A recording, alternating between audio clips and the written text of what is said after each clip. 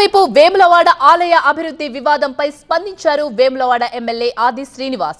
ఆలయాన్ని పూర్తిగా మూసివేస్తారు అన్న ప్రచారం సరికాదు అంటున్నారు ఎమ్మెల్యే. బీఆర్ఎస్ బీజేపీ రాజన్న ఆలయ అభివృద్ధికి పైసా కూడా కేటాయించలేదు. బంద్ పేరుతో రాజకీయం చేయడం సరికాదంటున్నారు ఆది శ్రీనివాస్.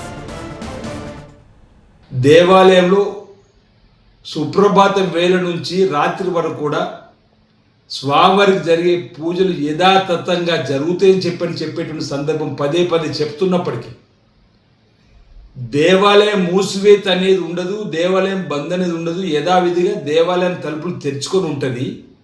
కానీ అభివృద్ధిలో భాగంగా విస్తరణ జరిగినప్పుడు ఆ మండపాన్ని ముట్టుకునే ప్రసక్తి లేదని చెప్పినప్పటికీ మండపానికి ముందు వెనుక ఇరువైపులో కూడా నూతనంగా మంటప నిర్మాణాలు చేయాలని చెప్పని తెలిసే క్రమంలో ఆ నిర్మాణం జరిగినప్పుడు భక్తులకు ఏ విధంగా దర్శనం కల్పించాలనో అసలు ఇల్లు కట్టుకుంటప్పుడు ఇల్లు ఎవరని ఉంటారా?